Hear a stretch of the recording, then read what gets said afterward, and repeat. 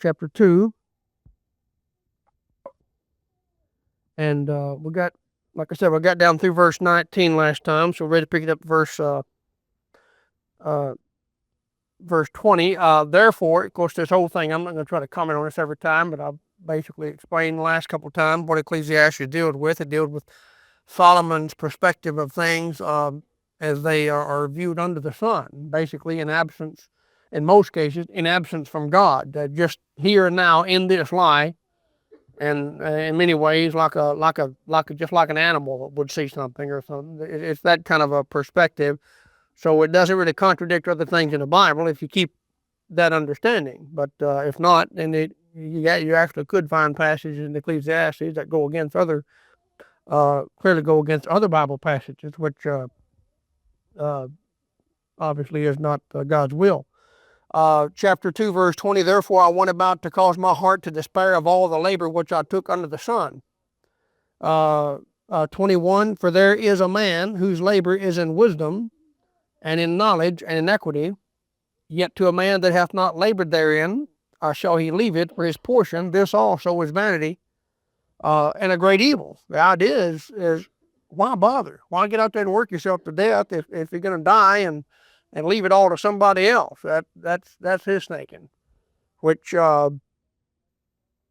indicated some different things actually. Of course, he kind of atones for a lot of these statements at the end of the book when he says, fear God and keep His commandments. This is the whole duty of man. That kind of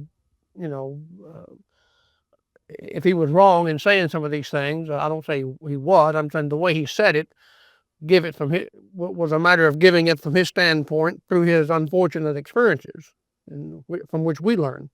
But he kind of made up for a lot of that, and you get to the end of the book and the way he closed the thing out. But you can see as he's going through it, and some of the things he said about it, he said that, and basically, what's the use? Why work and lay up everything if you're going to wind up having to get somebody else? Well, there's a couple reasons right away that you would still want to go ahead and do that. One, it depends on what kind of work you're doing. If it's something for God, then you're laying up in heaven. You're laying up treasure in heaven, and it's well worthwhile. And for that matter, even if you didn't get to lay up any treasure in heaven, if it's for the Lord, then isn't He worthy of receiving your best anyway? See? So we owe it to the Lord to work. That's one reason. Another reason is what man that's really truly close to his children would not want to leave something for them. I mean, why would you just want to gobble up everything for yourself? And so, well, what happened after I'm gone? I don't care. Well, if you're close to your children, you do care. You're not going to want to leave your kids with nothing. You're not going to say, well, I don't care if they have nothing or not. You're not going to say that. So he's looking at it not really from a personal standpoint so much as he is just standing back and looking at the whole human affairs as a whole and saying, what do I see going on among men? I see people work, then they die and they get planted in the ground. Somebody else gets everything they have, then they work, and then they die and then they plant it in the ground. I see this thing just going on year after year after year. And he says, what's the point? See? Well, the answer is if you're not doing it for God, you're not living for God, I guess there is no point.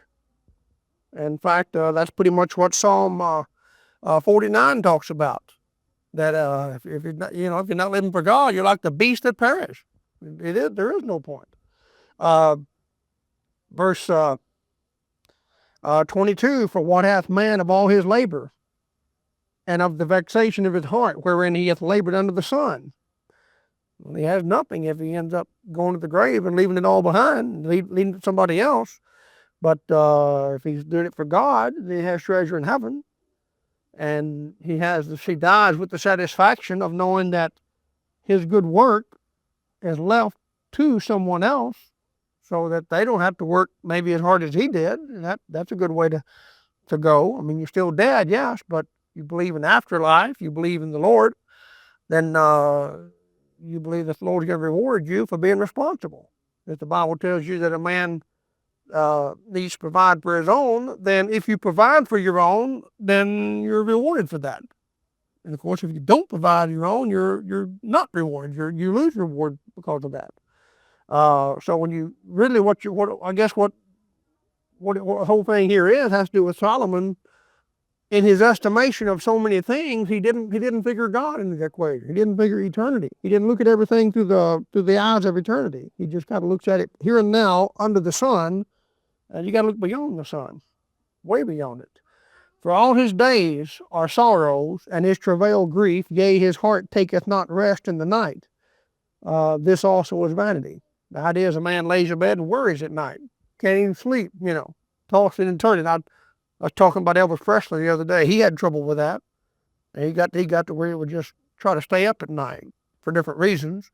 Probably his, having trouble sleeping was part of it. And so I'll just stay up all night. And probably I don't know how it all happened. It started out exactly. It might have been a thing like he had trouble sleeping because of insomnia. And so he began to get out at night and try to do some things. And he realized that he was less noticeable out at night than he was in the daytime. So he could actually live a more peaceful, less noticed life by all of his fans and everything if he just got out at nighttime. So I told you about him going to theaters and things clear after midnight, taking all his hoodlums with him, that hung out with him, and going to those places after dark. I mean, after midnight and things. And the guy, over and over, he had trouble sleeping, always taking pills and things, and just keeping himself doped up all the time. And basically what killed him. And so he says that this also is vanity. Somebody can't rest at night.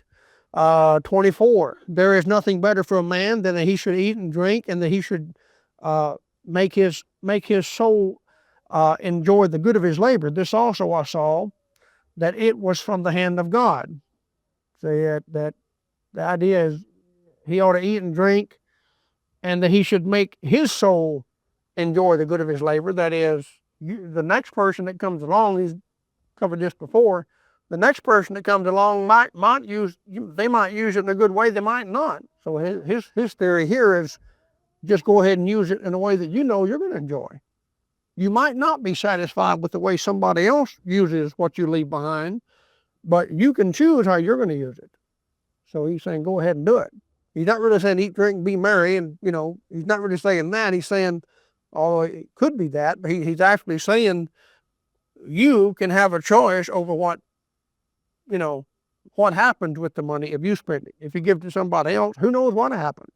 You might take great satisfaction in leaving it to your children, and then 6 months after you're dead, they're blowing it. They're wasting it on something, is the kind of thing he's talking about.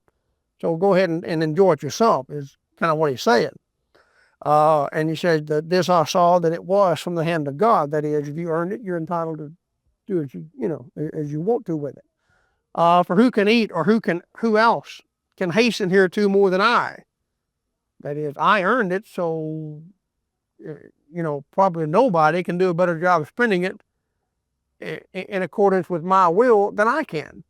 Is what he's saying. If anybody knows how to make me happy with this money, I'll know how to make myself happy with it, or this land, or whatever. If anybody knows how I would be pleased to dispense of it, I would know.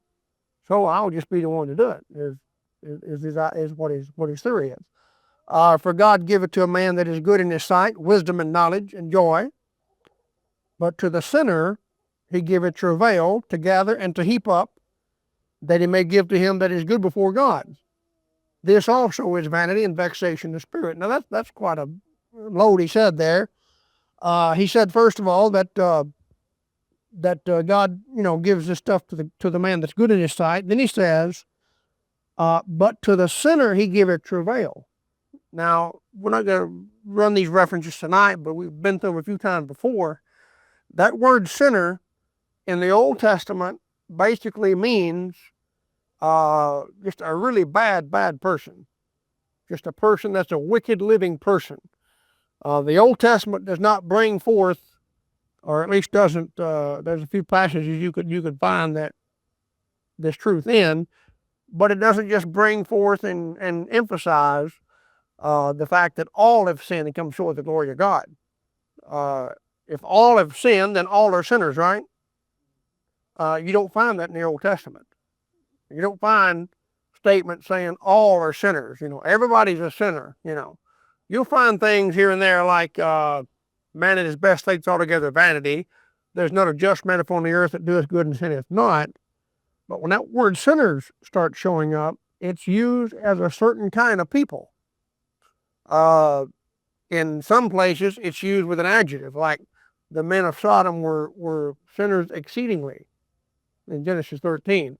But here it just says sinner as being contrasted from a good man in verse 26. For God giveth to man that is good.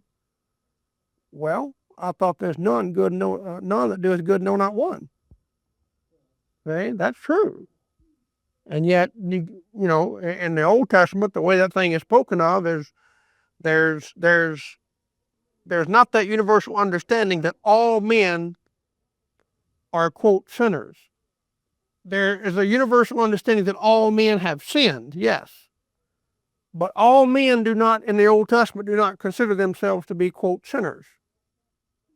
They don't mean they think they're sinless. They just have a higher estimation of themselves than calling themselves sinners. They are people who have sinned on occasion, but that doesn't make them sinners, is basically the Old Testament view. New Testament shows up. Christ, you know, comes as the perfect example. So we have the perfect man to compare ourselves to, and in light of him, we're all sinners. Okay? So that thing begins to get highlighted, especially by Paul in Romans. So you have that. That's why you get in the New Testament, you have things like this man eateth with publicans and sinners. What do you mean publicans aren't sinners? Publicans are sinners too, according to the New Testament revelation. But up to that time, the word was used as certain types of people. Today, they would, if in other words, if some of those Old Testament saints showed up today and began talking about a certain sinners in our society, they'd talk about whoremongers. They'd talk about, street gangs, people messing with dope, sodomites, people that go out and commit violent crimes and things. But they wouldn't speak of just the average Joe Sixpack down here working full-time job, taking care of his family and kids and stuff, trying to do right. They wouldn't look at him and call him a sinner, although he is, and he's going to hell if he don't get saved. Okay, but you don't have that full revelation of that in the Old Testament. And also something else. It says that but to the sinner he giveth travail to do what? To gather and to heap up. A sinner has travail, and a sinner gets to gather and to heap up. Why? That he may give to him that is good before God. Well, how about that? You want a verse to claim. Instead of going out and trying to make $1 million, claim that verse. Lord, I don't know how to make $1 million, but you probably already got $1 million out there somewhere. You got faith to claim it. I don't, personally. I believe the verse, but how it applies to me personally, I don't know. But it says there that God gives sinners to gather and to heap up. Why? That God, may give to him that is good before God. Or that the sinner may give to him that's good before God. If I can call myself a good man before God, then I can, if I really had the faith to claim this personally, I think it's just a general thing, a general thing. But if I wanted to claim it personally, I could say, Lord, where's that millionaire out that you've got a bunch of money laid up waiting on me somewhere? Yes. Yeah. In that way, I work for wealthy people in that way. And I get to basically get the crumb fall for the rich man's table. But the verse does not say that you'll be made rich. Okay, it says that God gives some people riches so that they lay up for the good. How much of that lay up becomes yours will be up to God, not you. Sometimes, every once in a while, you run into some brethren that really hit a major windfall and got a big chunk of money somewhere. It ended up being an inheritance from a rich uncle, from a wealthy mother or father or somebody, and they were just wicked as the devil. And yet here this money comes to them, So sometimes God will do that. Sometimes it'll be a job. Sometimes it'll be a bonus. Sometimes it'll be just all kinds of things can happen. God can swing it around and work it out. But in just a general sense, like a talked to you before about, like Dale just mentioned, is that don't grumble and complain that rich people got so much money. You work for rich people. If you have a job, somebody up the totem pole there's got more money than you do, or you wouldn't be getting any. So at least in that way, God is laying it up, and sometimes you actually get a big chunk of it. And like I say, in the Bible, there are some places that only Holy Spirit knows who and when and where and how, but some passages in the Bible, they'll just stand out to you personally, and you can claim them in a special way. And no other Christian, it appeals to them that way. John Patton grabbed him a verse out of Psalm chapter 2 one time, said, "Ask of me the heathen, and I will give them thee for thine inheritance and the uttermost parts of the earth." He claimed the verse. Has nothing to do with John Patton. Has nothing to do with missions.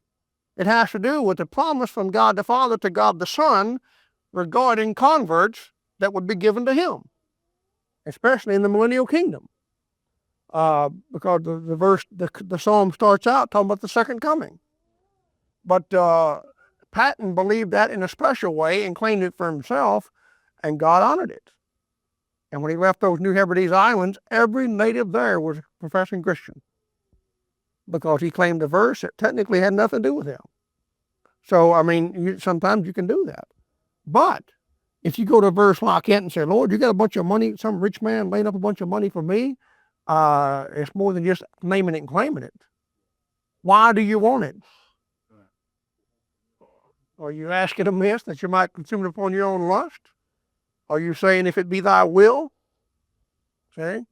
I mean, you got a whole lot more involved there. But I mean, I could see a verse, somebody claiming a verse like that, and God, once in a while, God honoring it, God using it. Maybe it's a Christian. Maybe that's going to be reserved for some Christian or some church, some ministry, some family in a very desperate situation where there's a great need for money. Not just I want it, but like, "Lord, I don't, if such and such if we don't get X amount of dollars by such and such a date, then we're done for. They went to close up shop. That would be the end of this church or this ministry." And you go back here and you say, "Lord, you said here." See, it could be a thing like that. I'm saying if you got faith to claim it, those are the kind of moments when you might realize it, not just because you want it. But that's certainly a verse I'd keep in mind, something like that. I tell you what, I would claim that one before I would go to the New Testament and get things all bent out of shape and say, "Well, if you ask anything in my name and believe it, you shall have it." I'd claim that one before I'd go to that other one. You get in lots of problems go with some of that other stuff, because all of those prayer promises are conditional. They all have to be connected to all the other things in the Bible about prayer. And all the conditions have to be met. You can't just close the rest of the Bible and just take that one. I mean, like I said, are you consuming upon your own lust? Are you saying, "Thy will be done"? Are you praying for something unscriptural? "Oh, I just want all the people in the world to be saved, and I believe in Jesus' name you can do it." He can't do it, because he said he won't. If he did do it, he would be a liar. And God cannot lie. So he can't save everybody. Right? I mean, some of you looked at me kind of funny when I said that. I said, he can't do it. He can't. Because he can't lie. And if he saved everybody, he'd be lying, right? But he said, broad is the way to destruction. Right? He said, "Whosoever is not found in the book of life, cast in the lake of fire." Meaning what? Some people are in the lake of fire. Meaning what? Some people aren't saved. They're going to hell. Well, anyway, let's move on here. Chapter 3. Chapter 3, verse 1. "To everything there is a season, and a time to every purpose under the heaven." This is a big chapter all the wicked crowd likes. There's certain places in the Bible they like. This is one of them, because pretty much any sin you want to commit, you can wiggle around here in this chapter, and a little bit of private interpretation, and you can justify it. Because you can say there's a time for it, and just name, I mean, you go right down there. One of those things is there's a time to embrace. Well, you can justify a lot of sin with that. by coming up with your own definition of what it means to embrace, and then deciding yourself instead of letting God decide when the time is. Just go right ahead and help yourself. Embrace. Bible says it's a time to embrace, and right now is a good time. See? That's the way they do it. Verse 2, a time to be born. Well, is that's a dead giveaway of how this thing works. A time to be born. Is that something you decide or something God decides? That's something God decides. So the time for these things is generally something that God decides, not that man decides. Okay? I mean, the very first one, it has to meet that qualification. A time to be born and a time to die. Do you decide when you're going to die? Well, God decides that. A time to plant. You can decide when you're going to plant, but if you got any sense, you'll pay attention to when God says plant. I mean, God offers the seasons, right? Nobody's gonna go. I haven't seen anybody start planting a garden today. It'd be pretty dumb planting a garden January the 11th. That's what date 11.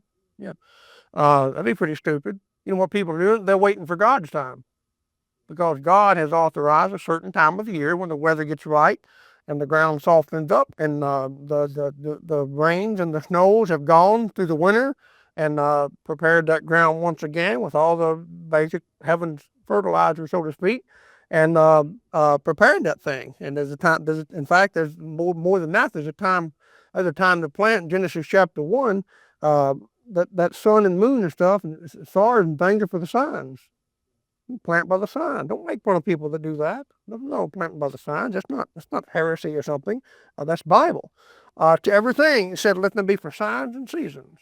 That's what it says in Genesis 1. A time to be born, a time to die, a time to plant. There's a certain time to plant. And a time to pluck up that which is planted.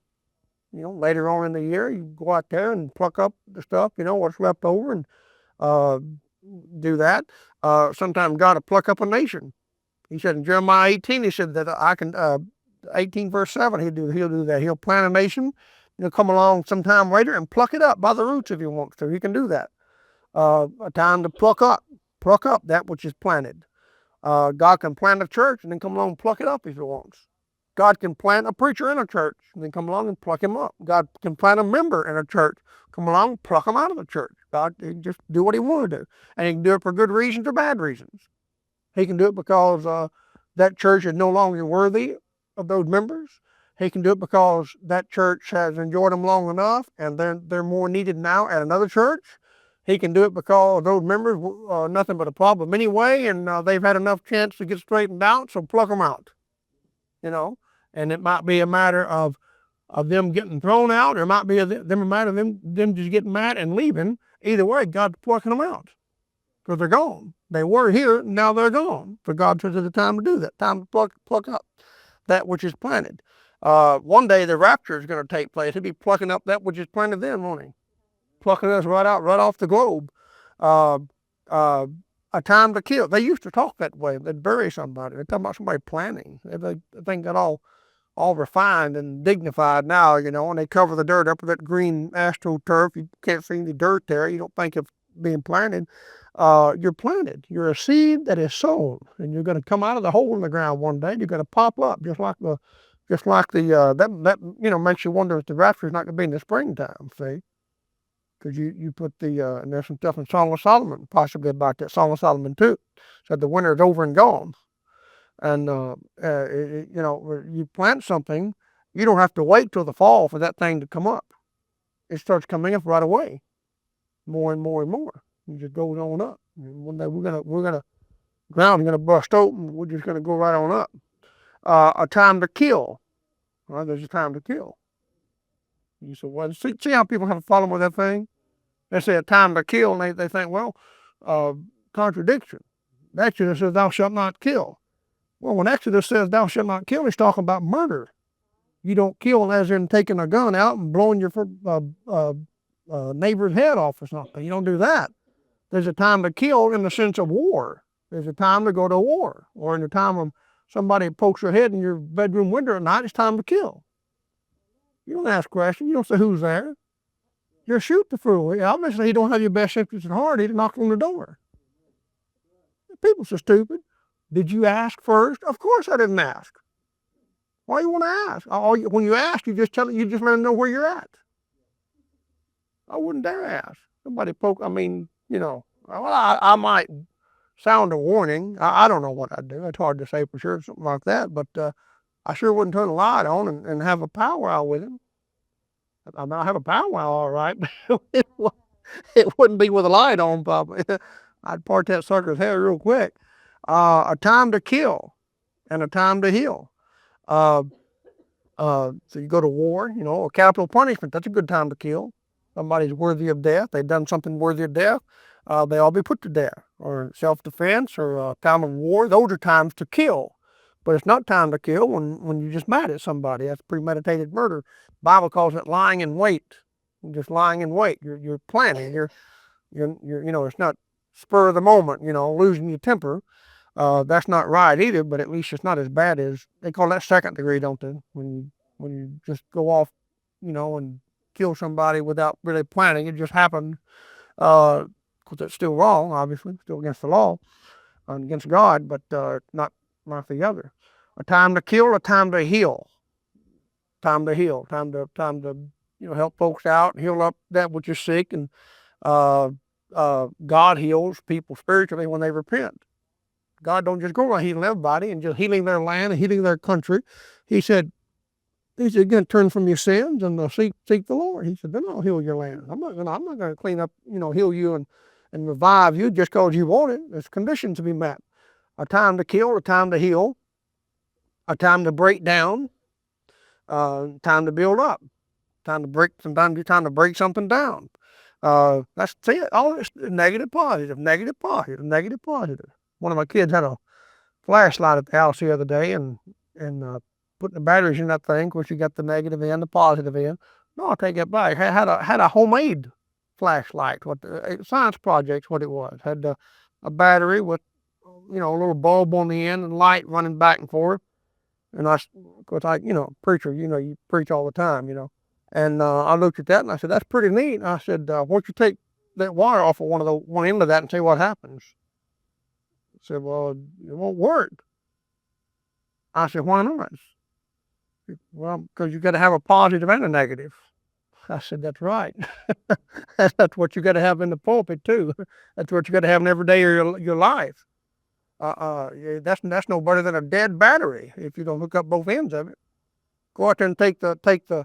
You say, I just like all positive. Okay, go take the negative cable off your battery before you go home tonight. Just unhook that thing. You'll never get the thing started. You won't go anywhere. It'll just be like a dead car sitting there without an engine in it, for that matter. Won't do anything. You got to have both. So God gives both. A time to break down, a time to build up. A time to weep. Paul talks about that. He said, weep with those that weep. Romans 12:15 actually is where that is. Jesus wept, John 11:35, but he didn't weep all the time. People scare me that weep all the time. Maybe it's all right. God just obviously makes some people more sensitive and tender than others, and for his own purposes. God makes some people. I had a preacher here last Wednesday night said he probably hadn't cried once in 20 years. It's about like me. Just not really emotional like. Nothing wrong with that either way. But people that do tend to be more emotional and want to cry a lot, they need to take instruction. There's a time to weep and a time, time to lay off of it. Time to weep and a time to laugh. Some people never can laugh. They're too busy weeping. Too busy finding what's wrong with everything and crying about everything and all upset about everything. You say, when's the best time to laugh? I got a message on that called laughing when God laughs, or when God laughs, or rejoicing with God. Maybe that's it, something like that. When I take you to the Bible and show you some places where God laughs, what God thinks is funny. And all you got to do is find out what God thinks is funny, and you just laugh when God laughs. A time to weep. Well, would it be bad to be weeping when God's laughing, or be laughing when God's weeping? Wouldn't that be a mess? A time to weep, a time to laugh. God laughs in Revelation. Heaven rejoices, it says in Revelation 19, when Babylon burns. That's a good thing to laugh about. A time to mourn. be sorry about things and show remorse, a time to mourn, and a time to dance. So that's the one they like, a time to dance.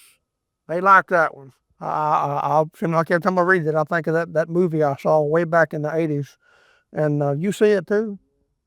And and I I've told you about it before. There was a movie. What was the name of that thing? Footloose. Had one of those uh, Bacon. Kevin Bacon, a Hollywood actor, was in that thing. He's probably 50 years old now, but back then he was just in his 20s, I guess. And he was the whole movie was about this. And I didn't watch this week. You understand? This is back in the old days, and I don't recommend anybody go get it. So I'm talking about either. But he was some kid that moved into this town. He was like a young teenager, high school kid, I guess, in the show, and he was like from a bigger city, environment. He moved out to this rural country area, and he was there, and he wanted to, be more lively and do some things, and all these country hicks never did anything. And he started talking about dancing, we ought to get a dance together. Told some of the school friends and stuff, and all of them just thought, oh, we don't know. That's a lovely thought. We'd like it ourselves, but our parents would never go for that. This community would have a heart attack. And the whole movie was about the need for all these old folks to shake off their old ways and loosen up and accept the younger generation and be more open, And the whole thing was about getting ready for this dance, putting together this local dance at the high school gym or the community center, wherever it was at. And they ended up at a PTA club meeting or school board meeting or a courthouse or what. Town meeting. It was a town meeting. They're having a big old fight about it. And these people was up there calling that the devil's music, calling that ungodly stuff, and that stuff is wicked. That's wicked. They had a bunch of nerdy type, old, grouchy people, obviously portrayed as Christians. And then this guy got up, and this Kevin Bacon guy got up, and he's walking around there, and he has a Bible in his hand. He picked it up from somebody else's Bible. He opens it up, and he starts reading Ecclesiastes chapter 3, and he just goes right down through there, and he comes down there through verse 4, a time to weep. He's pausing, letting the excitement and the tension build. A time to weep, a time to mourn. Everything getting real quiet. They're all listening, A time to mourn, time to weep, time to laugh, a time to mourn, and a time to dance. Just like that. Time to dance. Now and his daughter was baking bacon. She gave him a body and all these places marking the body of that. Oh, I didn't remember that. Talk about David stand before the Lord and all that stuff. Oh, I didn't remember all that. He talked about all that, and then he ended up with this. But he actually mentioned David's dance. Oh my, that makes it even worse, because that shows that they had the proper verses to make a distinction with, and they still didn't get it. See, in the Bible, you got different kinds of dances. Turn to Exodus. David's dance before the Lord, that's in 2 Samuel 6, verse 16. We come in with the ark, and he danced. How did he dance? Before the Lord. And you go read that sometime, he's not dancing with anybody else. He don't have his arm around somebody's wife or his girlfriend or something. He's not out there slow dancing and carrying on all that. He's dancing with joy before the Lord.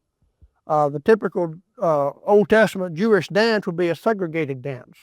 There'd be men dancing in a room with men, women over here dancing with women. They're not. If a man ever danced with a woman, it would be his own wife. It wouldn't be somebody else. And he wouldn't have his hands around her and all over and all that. That's not the case. Look at Exodus chapter 15. Exodus 15. This here is the proper dance. You say there's a time to dance. This is a time to dance right here. Exodus 15. Where's that thing? Pick up with Miriam going out. Huh? Yeah, 20. Right after they crossed the Red Sea, 15:20, and Miriam the prophetess, the sister of Aaron, took a timbrel in her hand And all the women went out after her with timbrels and with dancers. No men in it. The men weren't invited. It was a segregated dance under the Lord, because it's in the Lord's book that God wanted to record that as a good thing that they did to praise God. Nobody down at Cadillacs or Cheers or Little Darling or whatever else they got around here, those people are not doing it before the Lord. In fact, you go in there and start talking about the Lord, they'll kick you out. So that's ridiculous, to say that they're dancing before the Lord. Now look at Exodus 32. You got a different kind of dance, which is not before the Lord. Exodus 32, Moses is up the mountain. He comes down, and he hears all this racket going on, and Joshua hears it too. And Joshua said, "Well, it sounds like there's a war broke out. There's a noise of war in the camp." Moses said, "No, not any war to it. People are dancing and singing." Look at verse. Where's the word dance show up at? Where? And it came to pass, as soon as he came nigh unto the camp, he saw the calf and the dancing. They're not dancing to the Lord. The Lord with Moses up on the mountain. They're dancing to a stupid calf. See? So there's a dance unto the Lord, and there's a dance unto the devil. He saw the calf, so they say, "Holy cow." See? People say, "Holy cow." There's your holy cow right there, unholy cow. He saw the calf and the dancing, and Moses' anger waxed hot. If God was pleased with it, Moses wouldn't have got hot about it. Moses, here Moses is carrying God's 10 Commandments in his arms, toting them down the mountain here, and he sees all this ungodly heathen dancing going on. He doesn't say, "Well, God bless you, dear children, for dancing unto the Lord." He doesn't say that. He throws the things down and breaks them. He literally breaks the law is what he does. I mean, literally shatters the thing on the ground. And he cast the tables out of his hands and break them beneath the mount. He took the calf, so forth and so on. But that's a different kind of dance. So in one book there, Exodus, you got an example of a proper dance, a good dance, and you got a bad dance. So when you get over here and it says it's the time to dance, well, obviously you have to ask God, when's it time to dance, and what kind of dance is it supposed to be? That's what people don't do. They think the Bible is just a little, just a book that they can pick and choose from. They think the Bible is a Walmart store. Just run in and get what you need and come on back out. Or get what you want, The Bible is God's Word, and it's all God's Word, and you don't go in there and just pick and choose. You take it all. I was talking to a guy today. I was really surprised. I mean, I'm not surprised that he's been in church pretty much all of his life. It doesn't surprise me that he doesn't know the Bible very well, because most people I know don't know the Bible very well. Most people I meet don't know the Bible very well. But so that doesn't really surprise me. But he told me today, he didn't just highlight it, he just said it in talking about some other things. I commented about a verse in Deuteronomy, and he said, "Oh yeah, I've read through that." And then he corrected himself. I done turned around doing something else, just small talk. And he said, "No, matter of fact, I haven't read through that." The guy's like 58, 59 years old, been in church all his life, and he's never read through Deuteronomy. Is what he said. What does he do? What's he been doing with his life? You realize you can read the Bible through. If you read a little over 3 chapters a day, average, you get through it in 1 year. If you read 1 chapter a day, just one a day, you can go through the whole Bible in something like 3 years. What's so hard about that? Well, I think it's a little over 3 years. I even figured this out one time. I think if you read 1 verse a day, you start young, 1 verse a day, the average person can actually get through the Bible in their lifetime. 85 years is what it'll take you. I don't say the average person, many people live to be 85 or more. So you get up there at 90 years old, what if you start reading when you're 5? 1 verse a day. If you live to be 90, you start reading at 5, 1 verse a day, you can read the whole Bible through. And yet most people 90 years old have never read the Bible through. I mean, it's just pitiful, you know. Are you Christian? Oh, I wasn't for the good Lord, I don't know what I'd do. You just want to slap them, you know. Even 90 years old, you want to pop them one. Back over here, he said there's a time to dance. Well, the thing to do, if you got any sense, is you say, Lord, when's it time to dance? And the Lord said, well, how about reading the Bible? How about buying a concordance? They're pretty cheap, you know. They're not really big sellers, so, you know, you can usually find them. Somebody got one on sale someplace. You can go to Christian book distributors and buy the thing for $10 or $12 sometimes. And get your concordance and look up the word dance. And it'll show you all the places in the Bible that talk about dance. And you can see that by the context of each occurrence, some are good, some are bad. And in the Gospel of Mark, there's a girl dancing. And it isn't a good dance. See? Because when she got through dancing, she pleased a heathen king. If your dancing pleases Ted Kennedy or Bill Clinton or somebody, it probably isn't a good dance. See? You know, probably somebody like that would say, well, here's the time to dance, you know. It's time to go to hell too, amen.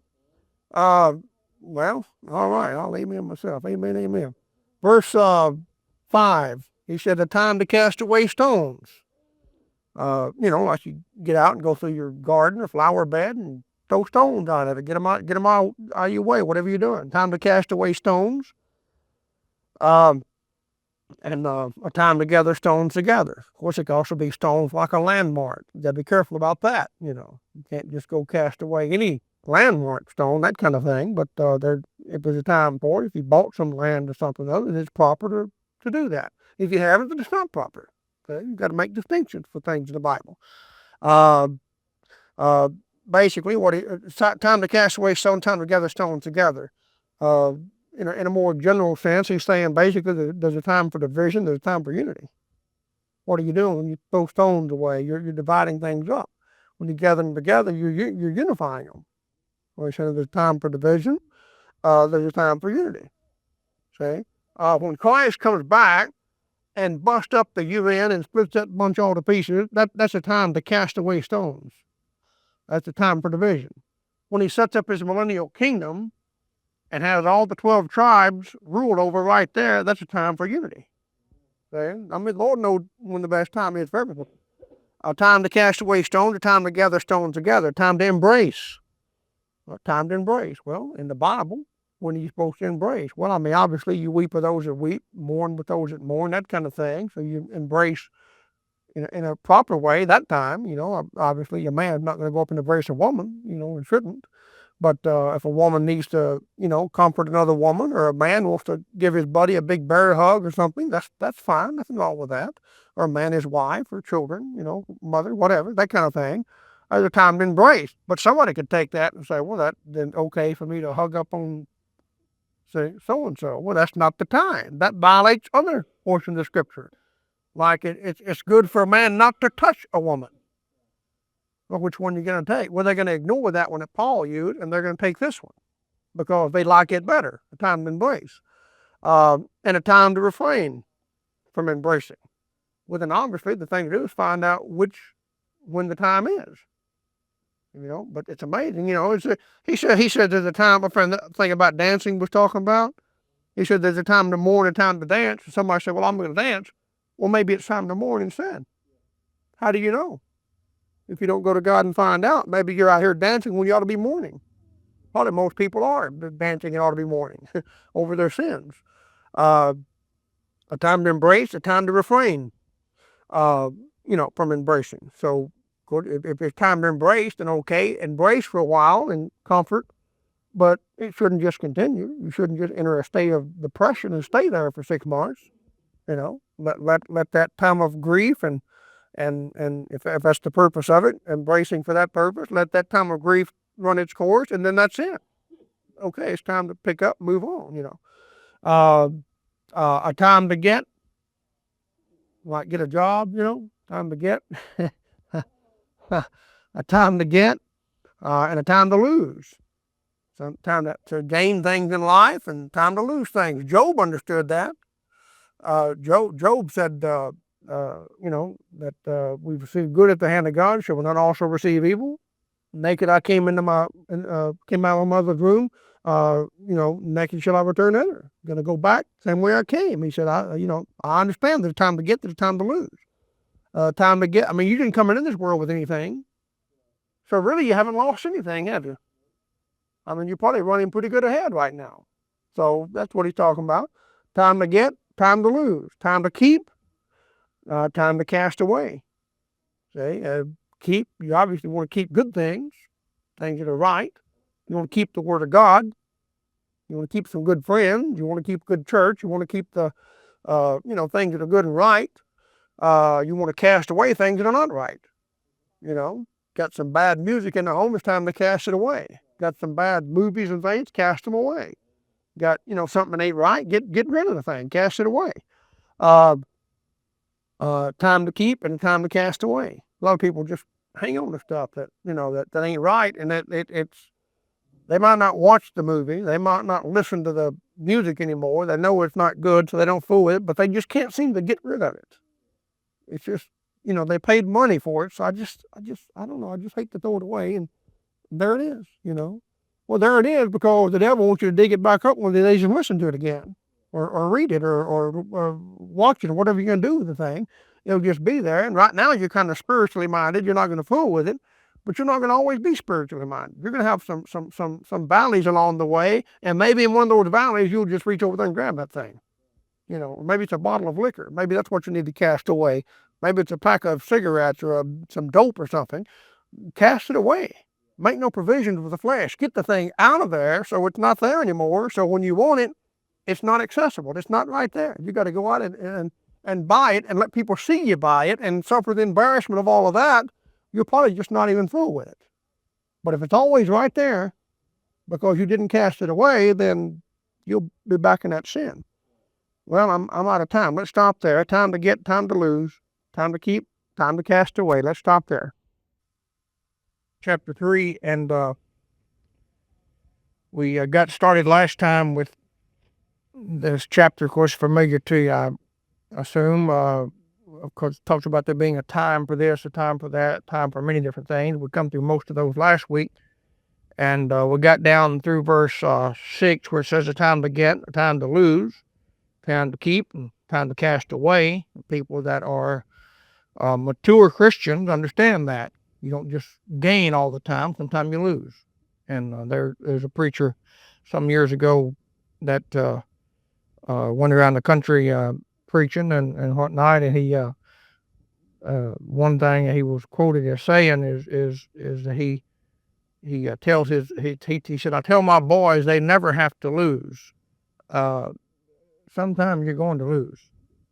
There's just no way aboard that. Maybe he's correct in saying technically they never have to lose, but kids, young men, would interpret that to mean my father is disappointed with me if I do lose. And that's not a wise thing to tell a kid. I wouldn't say you don't have to lose. I wouldn't say you should never lose. I would say you should always strive to do your best and win, but sometimes you're going to lose. Consequently, there is a time to get and a time to lose. There it is. You have to lose sometimes. You can't win them all. And you should try to win them all. But you're not going to win them all. You're just not going to do it. We just past week, Indianapolis Colts, everybody predicted they were going to win. They were going to win. They were going to win. Everybody just said they're going to win. They didn't win. They got beat. So there's time to lose. You can't just win all of them all the time. And that's true in any subject you want to discuss. In the only one that never ever lost at all was the Lord Jesus Christ. Everybody else is gonna lose sometimes, and whether it's a sin issue or just because you set your goal too high, whatever, you're gonna lose sometime. There's no way to avoid that thing. So we got down through that. The time to get, the time to lose. I had an English teacher in school. She said, "Don't ever use the word get." I don't know why, but she had a problem with that. It was Miss Harden is the one I had, and that said that. And I don't know if it's improper English or is it something improper about the word get? But she was totally against it. Huh? No, she didn't say that. You write the word get in a paper, you got she should mark it off. And One of the things like what, well, like a bunch of the greats. That's one. yeah, I don't know. I don't know what it, but so right there, the time to get. I guess you had to correct the Bible on that one because there it is. But I don't know if it's the way that we use it that she had a problem with or what. But there it is in the Bible. So there's a time to get, time to lose, a time to keep, and time to cast away. And it's just those times come. Oh, by the way, I did talk to Brother Ankrum, and he's coming by himself. He won't have anybody with him. And he's coming. Brother Adams, I talked to him too. He's coming uh, with his wife, with her daughter, and then they asked if he could bring one other person. And I said, no, you can't do that. You can't bring. No, no, he's coming too, and he's talking about wanting to pay for this other person's meal. And I said, no, you're not paying for nothing. I said, in fact, are you planning to stay the night and stuff? He said, well, Saturday night I will. He said, I'll be heading back Sunday. I might come to y'all's morning service. I said, no, you won't. I said, we don't have a morning service. I said, you might go to one of the other local churches. Baptist Temple had a morning services or something if you want to go right there in town and then head out afterwards. That'd make a good day for you. That way he could still be home, 7 or 8 o'clock at night at the latest. Do you want? He said, I'll probably do that then. So I said, well, we're going to go ahead and put you up then. Cause we don't support him. He's a good man and we don't get to see him very often. And he does use our tracts and he sends nice donations when he does. So we're going to go ahead and put him up. And it was I would have felt awkward to say, well, we're going to get you a room, but not this other guy. So we're just going to get 2 rooms for them, and then one for Brother Ankrum for 3 nights, them for 1 night, and we're just going to take care of the whole deal. How do they get tired of the night?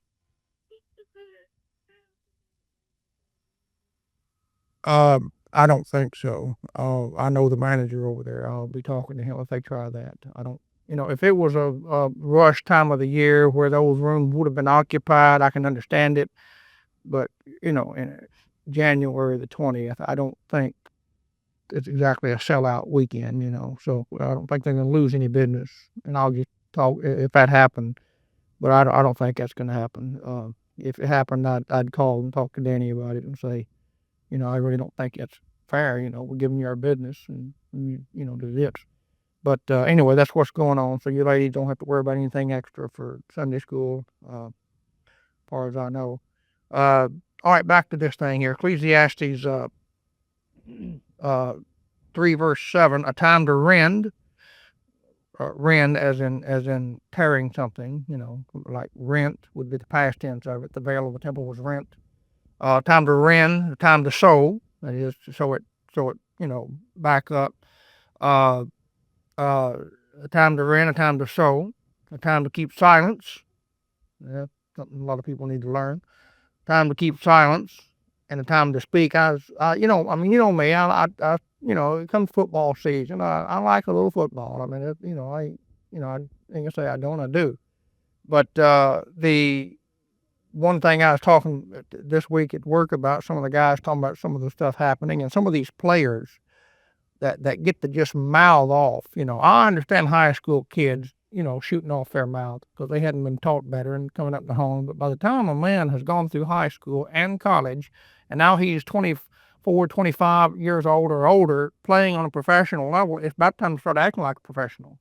And to shoot off their mouth and just blah, blah, blah, those coaches ought, you pay a guy $1 million a year, y'all know how to keep his mouth shut.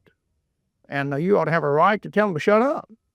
Say, shut up. You don't speak for this team. I'm not even sure if I don't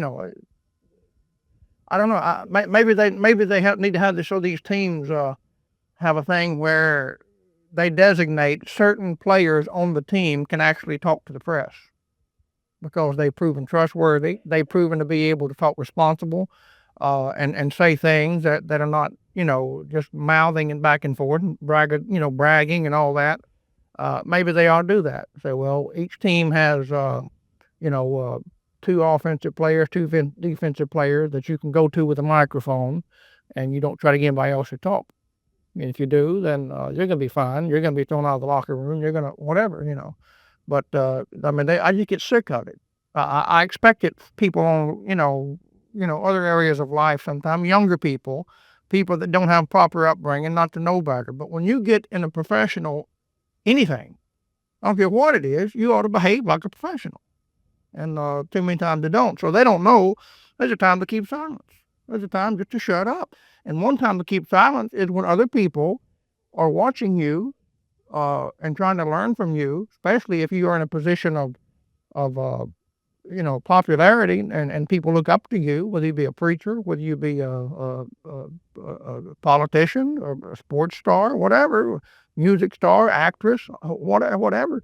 Uh, measure your words and you utter sound words because a lot of people are listening and they're trying to be silent. Sometimes just shut up. Some people, every time they open their mouth, they got to say something stupid. Hillary said something stupid the other day. Did y'all hear about that? She got on there and said, how did she say that? She said she was talking to a bunch of black people in Harlem, and of course she's trying to get the left wing vote while also hanging on to the center as well. She's trying to do all that. She's not too good at it. Her husband was a lot better at it than she is, and she got raving. She told all those people there that the Republican House of Representatives is run like a plantation. You know what I mean? That's the way she said it.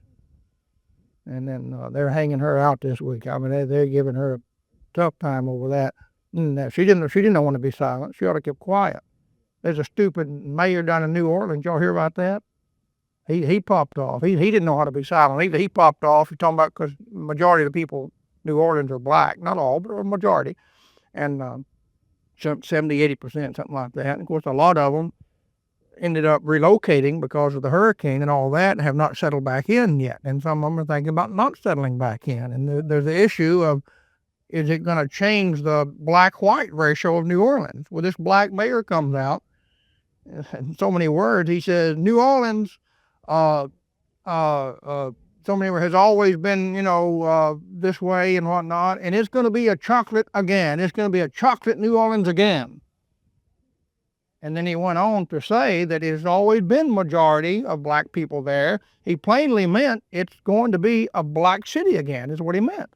And when they called his hand on it, he said, no, let's talk about that. Now let's talk about that. What is chocolate? Chocolate is when you take some white milk and you mix it in some dark chocolate together, and then you got chocolate milk. So you people jumped the gun there. No, he's lying. He's backpedaling, trying to get out of what he said, because his explanation of what he said after he said it was, we've always had a majority of black people here. That's what he said when he made the quote. See? So only somebody listening to just the words chocolate New Orleans, only somebody that listened to those words would think that he meant mixing something. He didn't say chocolate milk New Orleans. He said chocolate. See? We ain't talking about mixing milk with anything. We're talking about just plain old chocolate. He's referring to a black majority is what he wanted. And of course, they called him a racist and everything. And of course, and somebody, they asked one of the other black politicians or spokesmen or something about him saying that. Is that not racist on his part? He said, well, no. He said, you people don't understand. Things are not equal. Blacks and whites are not equal. So it's not true to say that a white can come out and say the same kind of things that a black person can. That's what he said. He said the black people can get away with saying more because they're not equal anyway. White people can't say it. They're just making fools of themselves. See? The only person that would believe something that stupid is a bunch of jugheads like him. Any sensible thinking person, black or white, would know that that is off base. There's a time to be silent. See? People like that all just shut up and be silent. Matter of fact, Al Gore popped off. A lot of stupid things been said this week. He popped up and said something stupid this week. No, he made some comment about no president. Something about no president's administration should be allowed to do anything in violation of the law. What do you say? What is that? No president or no administration should be able to do anything against the law. In so many words, that's what he was saying. And, you don't have to explain the stupidity of that. It's just so obvious, But there it is. But stuff like that, I was listening to somebody else. I'm going to get back to this. I was listening to somebody else that's talking about,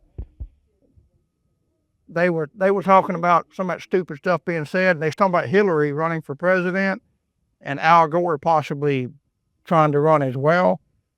And she's not Bill Clinton, but she is just a witch and a half, And they said if he even thinks about it, she will suck his brains out and have him for lunch before he knows what's going on. Yeah, she sure will.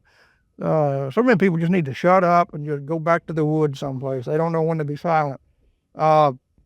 Let's get back to this thing here. Time to speak. There's a time to keep silence and a time to speak.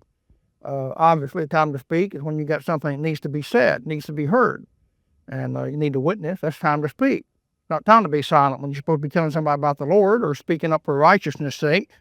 But it's a time to be silent when you don't have anything worthwhile to say, or when somebody more important has something more important to be said. If you're a child, it's time to be silent when an adult is speaking. You be quiet when they're talking. You show respect. If you're grown up, it's time to be silent when somebody else is talking. You don't interrupt them. It's time to be silent when somebody more authority than you is speaking, or when somebody is talking to you. Listen, hear them out. Then you can talk. You don't have to butt in. Time to be silent when someone older than you, is trying to say something or wants to be heard. You show respect. So you understand those basic things. Verse 8, a time to love and a time to hate. Well, look at that, a time to hate. The Bible says he that love the Lord hate evil. You need to hate something. You need to get hateful about some things. And you don't hate people. You're supposed to love even your enemies, Jesus said in Matthew 5:44. But there is a time to hate. You don't just love everything all the time. Just stay in a love mood all the time. There's time to get in the hate mood and be hateful about, not hateful, but have hate about certain things and certain ideas and all. A time to love, a time to hate, a time of war, and a time of peace. It's time of war, and Jesus said right now it's time of war. He said wars and rumors of wars are going to be going on until he comes back. So anybody talking about setting up world peace, they got it all out of whack. There won't be any world peace until the Prince of Peace returns. They're just wasting their time. A time to love and a time to hate, a time of war, and a time of peace. Time of peace will be when Christ sets up his kingdom for 1,000 years, peace. There's not any war until the end of that thing. Gog and Magog come out and start a war, and God stops it pretty quick. A time of war and a time of peace. What profit hath he that worketh in that wherein he laboreth? I have seen the travail which God hath given to the sons of men to be exercised in it. Well, his implication in verse 9 and 10 is that there is no profit. He's looking at all that men do, all that man's labor. He's implying there is no profit. Look at one, just review quickly, 1:1. Not 1:1. Look at verse 1. What am I wanting? Verse 113 is what I want. 113. No. Yeah, 113. Yeah. I have given my heart to seek and search out by wisdom concerning all things that are done under heaven. This sore travail hath God given to the sons of man to be exercised therewith. He just saying everything goes on down there under the sun is without a profit. Because as I've told you, Solomon's looking at it, in many ways in absence from God. He's not figuring eternity into everything, eternal reward, eternal benefit into everything. And his bottom line, it doesn't matter if you're rich or poor, you're going to wind up in the grave anyway. You're going to wind up leaving this world just like you came into it, so why work yourself to death? That's his summation of a lot of it. So he's talking about that kind of thing again there. Verse 11, he hath made everything beautiful in his time. Also, he has set the world in their heart, so that no man can find out the work that God maketh from the beginning to the end. Let's back up on that a little bit. He hath made everything beautiful in his time. Now, the world's got their own little version of that, or should I say perversion of that. There's even a song by that title, I think, or has the words in it. Uh, Everything is beautiful in its own way. They say everything is beautiful in its own way. Not true. Not everything is beautiful in its own way. When it says He hath made everything beautiful, that's talking about God's creation. That's talking about the stuff that God personally chose to make. Yes, that's all beautiful. And you may have to look at from different angles to find the beauty sometimes, but it's there. God didn't make anything in and of itself to be ugly. You know, I mean, you might look at a toad frog and say, "That's the ugliest thing I ever saw in my life." I'll grant you, to the eye, it's ugly. But what if you got to looking at how it's constructed, how it's made, how God makes it live? Somebody must think there's something attractive about it, because they take them into science labs and biology and dissect them to learn stuff from. Must be some benefit to having one of them. See? So in that sense, there's some positive in anything, and in that sense, you have to say some beauty to it, whether it's the physical beauty to the eye, or whether it's beauty to the mind, whether it's beauty to say. There's some beauty in everything, because obviously because God made it. But you wouldn't say that means everything is beautiful, because everything that exists, God didn't make. God didn't make sodomites. There's nothing beautiful about that. I got some stupid movie. Y'all heard about that? I got a movie out. I can't. What is it? Brokeback Mountain. And you thought it was what?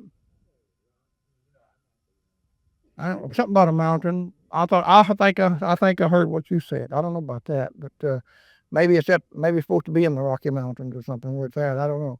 But it is a movie, and it's promoting the sodomites, promoting their agenda, and some of their TV ads, evidently from what I'm hearing fellas talking about, do not really point out that it's a homosexual movie.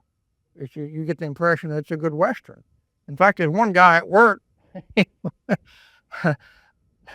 There's one fellow at work that went up to this other fellow at work and says, and this fellow knew what it was, and he was joking, and he said, "Well, I guess you getting ready to go see Brokeback, you say? I guess you getting ready to go see Brokeback Mountain." And this guy stops and says, "You know what? I saw that on advertised on TV the other night. That looks like a pretty good movie. I think I'm gonna take my grandson. We're gonna go see that." He says, "You what?" And then he had to explain to him it's a movie about some queers and stuff. You're a kid. I'm glad you told me that. I didn't know that. He said there was nothing that indicated that on the commercial I saw. So evidently they're trying to pass this thing off as nice and attractive, you know. In fact, I heard a movie review on the radio one morning about a month ago. I get before this thing ever hit the theaters. One of these movie critics, you know, and he was talking about it, and he said it's going to be portrayed by some as being a homosexual movie, but really it's not. It's about these two men. They had this brief, I think he said, this brief relationship earlier in life, and now they're trying to come at terms with it further in their life, and they're trying to deal with it and understand it better and all this stuff, you know. I thought, well, they're just trying to glorify sin. They're trying to make something look beautiful that isn't beautiful in God's sight. It's an abomination according to what God said. Okay? So you don't take something like that and say that's beautiful. You don't take somebody mess around and fornicating and carrying on and say that's beautiful just because they love one another. Oh, isn't it so beautiful? They're so in love. No, they're not in love. They're in sin. If they knew anything about love, they'd love God, love God's word, love God's way. So he has made everything beautiful in his time. That is, God made it beautiful. Men sure messed it up, but God made it beautiful. Also, he has set the world in their heart, so that no man can find out the work that God maketh from the beginning to the end. That is, you can't fully find it out. Why? It says because they got the world in their heart. Well, if you got the world in your heart, the thing to do is get it out. See? Now, God didn't directly take the world and put it in your heart. It's just that he put you in the world, and just by nature, you tend to walk by sight, which is things of the world, instead of having a spiritual connection with God. So consequently, as the years go by, you tend to get more worldly than you do godly. See? So that's why we need the Word of God. That's why we need prayer. That's why we need preaching and teaching and good Christian fellowship, good Christian music. because all these things promote spiritual growth and hopefully keeps the world quenched out and keeps the word and godly things, the spiritual things, fed and nourished up. But when that don't happen, then people just get the world in their heart. So that what happens when that happens? He has set the world in their heart so that no man can find out the work that God maketh from the beginning to the end. So that when they get so much word in their heart, they start teaching that men came from monkeys. They start teaching stupid stuff like that, which is obviously unscriptural, and they can't find what God really did. Uh, verse 12, I know that there is no good in them. Talking about them, evidently, of verse 11. But for a man to rejoice and do good in his life, that is, if he works and labors like he's been told to do up in previous verses, that there is no good in them for a man to rejoice and do good in his life, and also that every man should eat and drink and enjoy the good of all his labor. If he don't labor, then he don't need to be eating. 2 Thessalonians 3:10 said, if you don't work, you don't eat. We were in here last whenever it was it last Thursday night? And I was going down through some passages in Proverbs along those lines about people being on welfare and being bums and not taking care of themselves and taking care of their families and just walking around with a hand out all the time, And this black guy comes in the back door back here.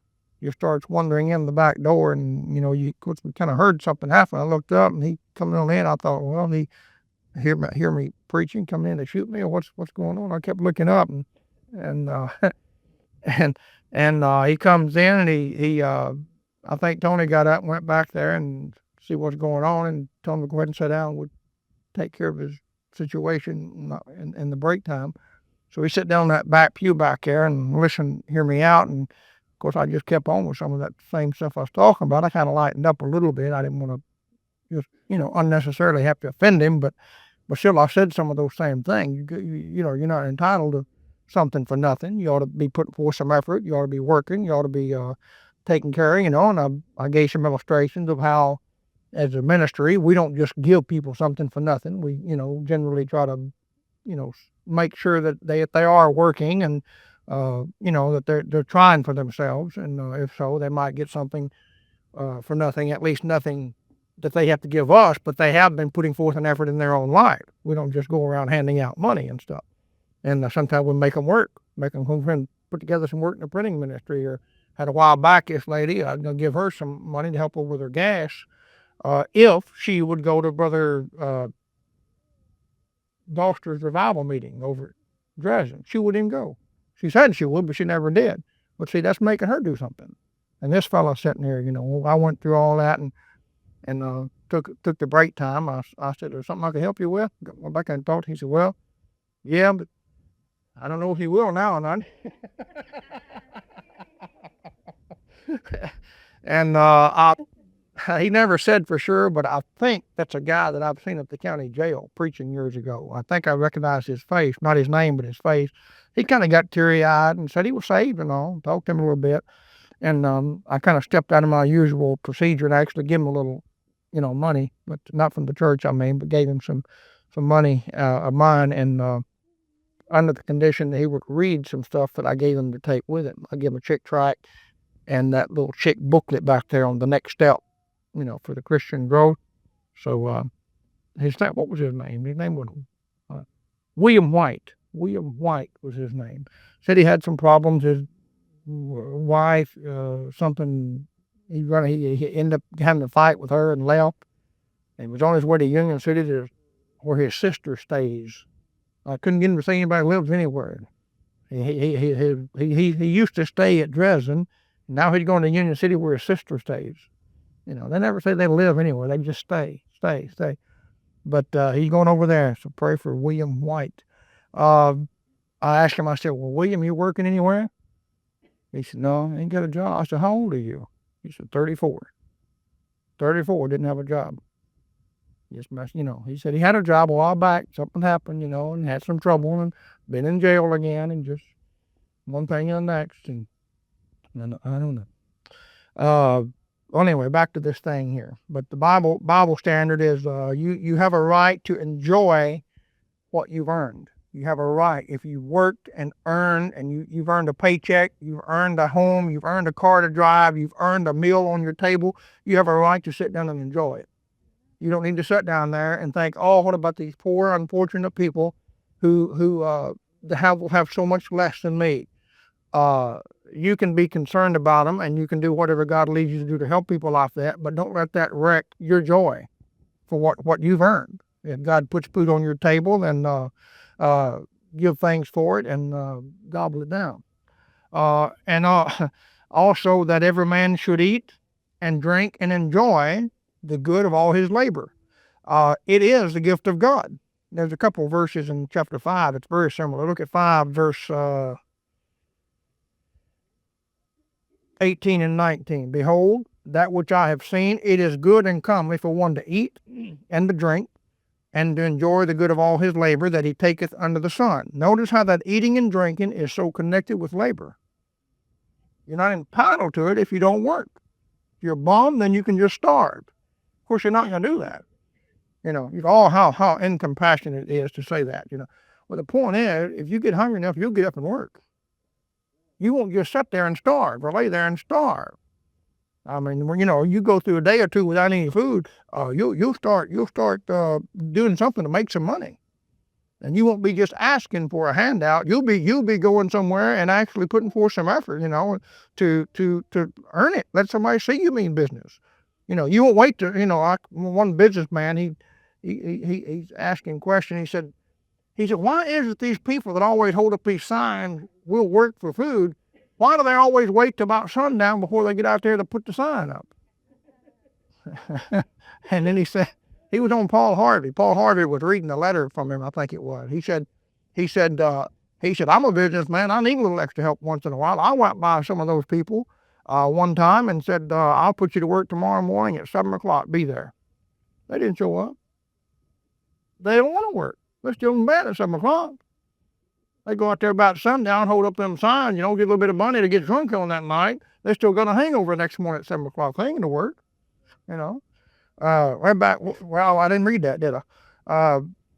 That which I've seen is good and comely for one to eat and drink and enjoy the good of all the labor that he taken under the sun all the days of his life, which God giveth him. For it is his portion. Every man also to whom God hath given riches and wealth, and hath given him power to eat thereof, and to take his portion, and to rejoice in his labor. This is the gift of God. You don't have to worry about feeling guilty that you didn't earn it. If God gave it to you, he must think you earned it. If you work and you make it, then enjoy it. All right, back over here in chapter 3, verse 14. I know that whatsoever God doeth, it should be forever. Whatsoever God doeth, it shall be forever, nothing to be put to it, nor anything taken from it. And God doeth it that men should fear before him. And that'd make a fine message. Just whatsoever God doeth, it shall be forever. God saved you, didn't he? Well, it's going to be forever. God inspired his word that's going to last forever. See? Christ made an atonement for sin. How long does that atonement last? Forever. God prepared hell for the devil and his angels, and ultimately all those who follow him. How long does it last? Forever. See? A lot of things that God did just last forever. Just keep on going and on, going and going. I know that whatsoever God doeth, it shall be forever. Nothing can be put to it. Men are trying, men are write things, putting to it that way, but it don't really put to it. Okay. For example, God inspired his word. Men come along and write all these other Bibles and things and say, okay, we added, we say they added to the word of God. Well, in a temporal sense, they did. For here and now, they have added to the word of God. But 1,000 years from now, there'll be only one. See, what they added won't last. Only what God created will last. Everything they added won't last. So somebody says, well, you're saved by faith plus works. Well, you can get away with that for this time being, saying that. But one of these days, it'll be quite clear that wasn't the case, because the people who believe that will be in hell. And that doctrine will be gone forever, and God's doctrine will still be moving on. See? So in that sense, you can't add to it, not in an everlasting, eternal sense, nor anything taken from it. Now you can try to take from it. You can try to imply that, they said the universe is burning out, and all these things. Well, I understand entropy. I know that's true, but that's only true in its present, in the present sense. As we see it in this present age, it is burning out. But there's never going to be a day when everything just ceases to exist. See, I make all things what? New. They didn't think of that. See, this present system that we have is burning out and going out. But God's going to fix it all up, because what God does lasts forever. So you can't take from it. If it seems to be that things are being taken from it, that's just the way it appears to us right now. But overall, it's going to keep on going, going to keep on moving. And God doeth it that men should fear before him. Fear God. When you see what he's doing, you see his power. It calls you to fear him. That which hath been is now. This matches chapter 1, verse 9 and 10. We've come through before about no new thing under the sun. That which hath been is now. History repeats itself. And that which is to be hath already been. And God requireth that which is past. Had an interesting thing happen at work today. One of the women from the office, actually, it was early, so the bosses weren't there yet. She got on the intercom. I was back there in my shop, She gets on the intercom. She said, "James Melton, come to the office, please." Which that's kind of unusual. Usually it's phone call I might have to take, but I don't usually get called to the office for anything. And I thought, well, I know I'm not in trouble. Nobody's here with any authority over me, so it must be something else going on. So I went up to the office, and she said, "Take a look at this and tell me if this is true." I picked it up, and it was a thing about the Bible. She printed off, somebody sent it to her email. She puzzled about it. And one of the other women sitting there looking at me, waiting on the big answer, from the preacher. And I scanned down through there, and what it was saying, it was just pointing out the fact that we're over in Iraq right now messing around, and all the focus is on Iraq. And the paper was basically saying how interesting that is, because did you know outside of Israel, Iraq, or Babylon, interchangeable, is the most mentioned nation or name in the Bible, place in the Bible, outside the nation of Israel. It said that, and they started saying other things like, did you know that the Garden of Eden was in Iraq? Did you know that Abraham was called from that area? Just went down the list with all these different things that from Iraq, And there was a couple of them that they might have stretched a bit, but it didn't make the whole paper untrue. So she said, "What about that? Is that true?" I said, yeah, it's pretty much true. I said, "There's one thing at the end there I'm not too sure about. It says some stuff about the Koran. I'm not that familiar with that. But Bible stuff, yeah, that's true." The other girl over there said, "The Garden of Eden was in Iraq?"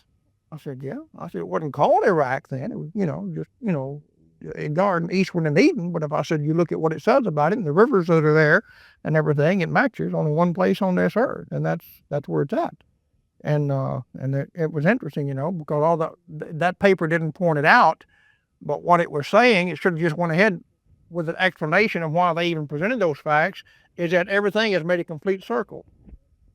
See, that which hath been humanity focused in one area had all come back around, and we're back over there again right now. See, so and one thing it pointed out that was interesting, I've never thought of it. Did you know that Jesus was once in Iraq?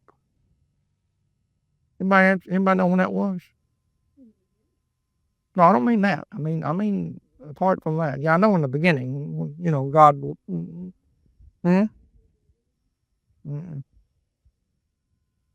That's a good Bible book question. I'll give you a Bible book. You can get that. When was Jesus in Iraq? I don't mean in the beginning. I know when God created man, obviously he was there, and God, in the garden. Yes, Nathan.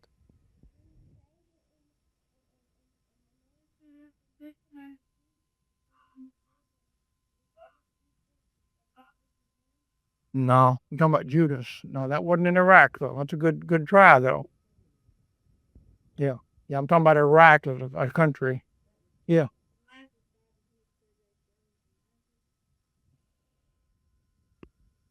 No, y'all never get it the way you're guessing. You're trying to think in the context of his 3.5 year ministry. It wasn't then. He was the fourth man in the fire in Daniel chapter 3, and that was in Iraq. Isn't that something? That'd be a good question. But in the battle of the air. And that's not in Iraq. That's just in Palestine in the hill of the crowd at Armageddon. That plane, big old plane there.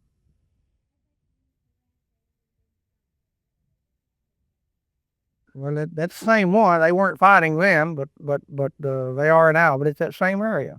He was there. But I thought that was interesting to point out. But well, anyway, let's get back to this stuff here. That's a good question for somebody. When was Jesus in Iraq? Yeah. And of course, I had this other guy that said, well, that word "son of God" in the fire, another version says "son of the gods." He's sort of correcting the King James to say that Jesus was not in Iraq. Always some idiot, Chapter 3, verse 15. That which hath been is now, and that which is to be hath already been. And God requireth that which is past. Basically, people are the same. They never change. They change for just a time being, and then they resort back to what they were doing before. The people are not, they're not bright enough to just keep coming up with new stuff for 6,000 years straight. It's just the same mess over and over and over. People are so stupid these days, they can't even come up with new clothing to wear. They wear the same stuff they was wearing when I was a teenager now. I mean, when it's 1975, they look like, many of my on the street look like what they did then. Hip hugger jeans, and bell bottoms, and nothing different. Just go back for 30 years, man, time flies, and see what they were wearing. I mean, they can't even get out of the same generation. They repeating the stuff just about. Verse 16, and moreover, I saw under the sun the place of judgment, that wickedness was there. That is, where wickedness ought not to be. It'll be righteousness in judgment. Jesus said, judge righteous judgment, John 7:24. So there ought to be righteousness in judgment. And yet he said, I saw that wickedness was there. And that's true. Supreme Court don't have a bunch of righteous people on it. Got some wicked people there. You got one of those justices on the Supreme Court that says that 12-year-old girls ought to, how did she say that? I think she said 12-year-old girls ought to be able to, I can't remember if she said have an abortion without parental consent, or if she said they ought to be able to practice prostitution if they wanted to. Can't remember which, but that Ginsburg woman, that liberal one that Clinton put in, that's wickedness. Wickedness is in the place of judgment. Judge Nixon that kept wanting to let Robert Glenn Cole go and all that stuff, that's wickedness. That's wickedness in the place of judgment. I like good judges. I like Judge Akery over at Dresden. I had Jerry Vashbinder told me one time that had a fella, one of them black fella, they got him out of the jail to come up before the Judge Akery. Come in there, had them sloppy, hangy, baggy pants on, clear down to his knees, come in there. And Judge Akery looked at him right before the, other people in the courtroom too. He said, son, is that the best thing you got to wear? Not in the courtroom, And he said, what you talking about, man? It's my clothes, man, my threads, my clothes. He said, have you got anything better to wear? He said, this is the best I got. This is my clothes. There's nothing wrong with what I'm wearing, man. He said, get him out of here. Get him something better to wear. Get him out of here. I don't want him in this courtroom, disgracing this courtroom with such trash he's wearing, something like that, He said, get him out of here. They had the bailiff take the guy out, put some decent clothes on him before he could come back before the judge. That's a righteous judge. That's a man. Why should people who got out of bed this morning and took time putting on decent clothes, some of them wearing suits, the ladies preparing their hairdos and makeup, everybody got up and got ready, plus all the jury, all the people that came for jury duty that didn't get selected had to go back. Everybody put forth all the effort to get ready, and that guy comes in there looking like a bum. He ought to be told to get out of there. Give him 10 more days in jail. Maybe he'll learn how to, dress properly. Give him some videos to watch on proper dress code. And moreover, I saw under the sun the place of judgment, that wickedness was there. and the place of righteousness, that iniquity was there, like a pulpit. You know, you're gonna have some preachers that mess up. He said, I saw that. I saw the place of righteousness. A prophet preaching the word of God ought to be preaching the truth all the time, and yet sometimes they don't do it. Sometimes they get out of line and mess up. Every once in a while you hear about a preacher getting messed up with pornography, getting on the internet and all that stuff. And Solomon said, yeah, you're going to find that iniquity was there. Eli in the Bible had some wayward sons. That's a place of righteousness, the priesthood, and yet some wickedness was there. Okay? I said in my heart, God shall judge the righteous and the wicked, for there is, of course, he says that later on at the end of the book, they judge every secret thing. The righteous and the wicked, for there is a time there for every purpose and for every work. That is, God's going to judge everything and find out what the motives were, what was going on. I said in my heart concerning the estate of the sons of men, that God might manifest them, and that they might see that they themselves are beasts. There's a good psalm I've mentioned to you before, Psalm 49, called men that, said that men that live without God, that's what they are. They're just a bunch of beasts. They die like beasts. You get buried like beasts. For that which befalleth the sons of men befalleth beasts. Even one thing befalleth them, as the one dies, so dieth the other. You ever thought about that? I mean, some people, I don't do this, but if I had a dog to die or something, I'd bury the dog. I wouldn't just leave it out in the yard to stink. But I don't think I'd go buy a grave marker and all that. Some people go, get real carried away with that stuff. But you ever thought about that? Your dog died, and what do? You bury it. You die, get buried, You might put a marker for the dog. You might not. You have a kid that, having emotional problems with it. You might do something special, have, Brother Melton come over and preach a funeral. Say some words over the dog, but my text would be without our dogs, but it said down here, we're all the same in that sense. As one dies, so dieth the other. Yea, they have all one breath. You breathe just like a dog breathes. You stop, same air. You stop up his nose, he'll die. Stop up your nose, you'll die. And same stuff. Yea, they have all one breath, so that a man hath no preeminence above a beast for all his vanity. Well, you can obviously see that it's being spoken in the context of being under the sun in absence from God. In that sense, physically speaking, you're the same. Of course, he's not even discussing the inner man. There's no inner dog. I mean, he dies, that's it. But when a man dies, obviously the absence of the body should be present with the Lord. But no dog has that promise. You don't have any dog come around comforting, old granddaddy dog getting ready to kick the bucket and say, well, that's all right, you're going to be with the Lord in just a few minutes. It don't happen. They just die and they're gone. In fact, we say that today. We say some people believe that when you die, you don't have a soul. You're just dead like a what? We say, a what? A horse. I never heard that one. You say dead like a dog. You ever heard that? Dead like a horse? Oh. But I say dead like a dog. Is that one of them Missouri quotes or something? Huh? They did a lot thing. I know maybe he no.